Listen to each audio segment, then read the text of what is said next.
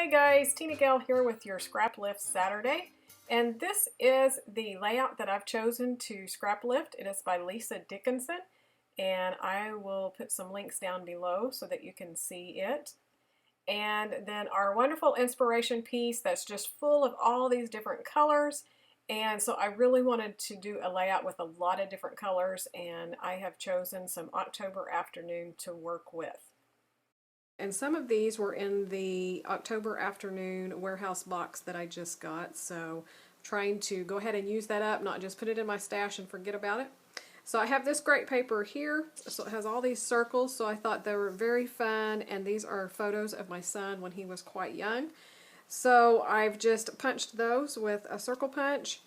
I found this sheet here from Saturday morning that has all the cereal boxes, and he's grabbed a cereal box and is eating out of it, so I thought I might be able to pull that in.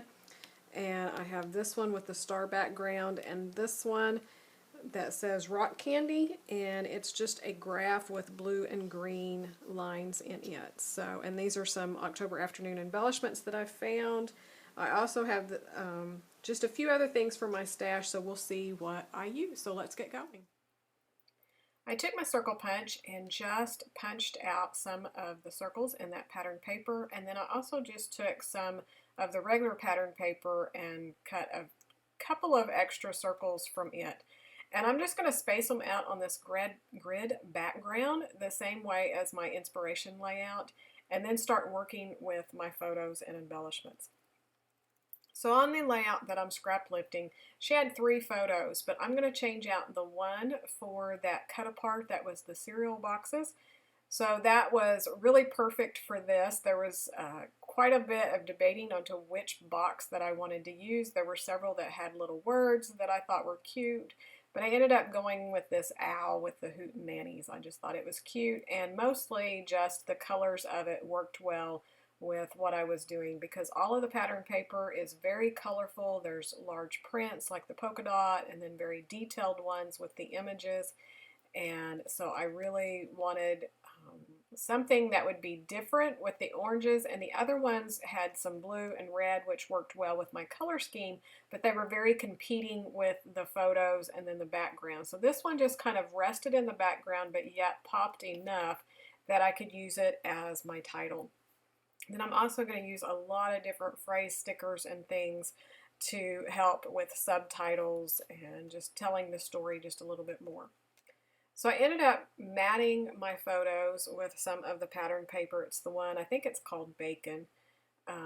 Just kind of the rusty red. I wanted just a little bit of pop against that grid background. And I went ahead and pop dotted the cereal box up on some foam, some fun foam, so that it would come up off the page. And then I'm just going to start working with the little embellishments.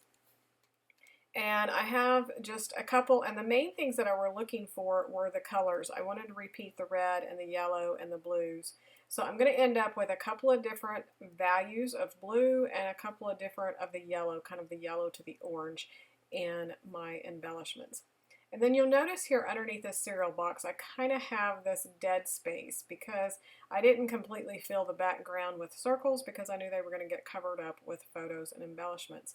But when I got further into it, I realized that I just really had that hole and it needed another one. So I was playing with some different embellishments to see if it was going to cover up, but I decided to punch another circle. And you'll see that I even pulled some of the flare out to see if maybe I could use it and repeat the circle. But the punched paper worked out better. I wanted more embellishing, but I needed to get away from just the flat paper, so I pulled out these chipboard stickers that I had, and there was this camera that was in the lighter blue, so I really liked it, and it had the one that says look at the camera, so I used it up at the top, and then the arrow that said love this over in my other embellishment cluster. So you'll see I've started building up that triangle area of clusters, and I'm just repeating the textures and the colors and trying to get some word phrases in each one of those.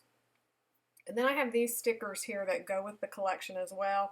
I'm going to pick out a couple of the word phrases to put in because I've had trouble using this sticker sheet up because it's all about breakfast, and I just don't have a lot of photos about breakfast. And even though I always stress you don't have to go with the theme that things are. When it says pancakes and breakfast in bed and things like that, that's pretty theme specific. So I've had a hard time using those, and so I chose as many as I could to get on this layout that would work. Then I'm deciding on these photos, I still want a little bit more. I have quite a bit going on because of the circles, but I just wanted some more layers. So I chose some of this yellow paper, and this was the cereal box paper, and I just looked to try to decide which ones I didn't think that I would really use, and cut some squares out, and then I'll trim them down to just put a little bit of layer. It's not going to be a full mat behind the photo, but just enough that I have another layer of color and just another layer of paper, and then I'll just put those right back down where they were. And I've inked all of the edges throughout this layout within the brown. Another thing on some of these circles, I ended up taking a smaller circle punch and punching the images and then layering them so that I have two different values. That helped tie some of them into the other ones.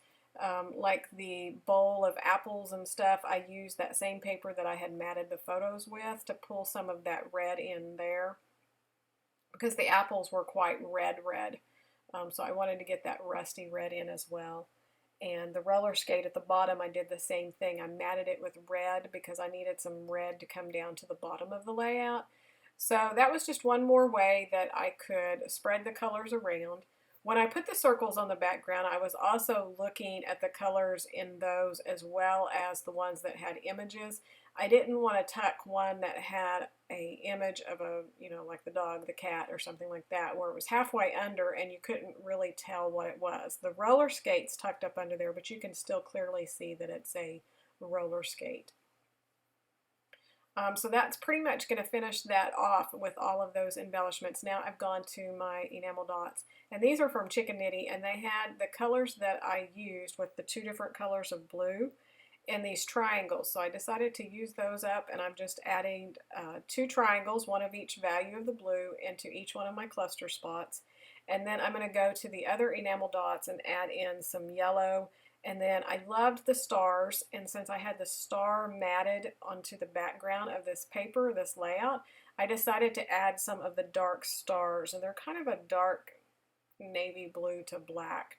And I just put one of those in each one of the cluster embellishments.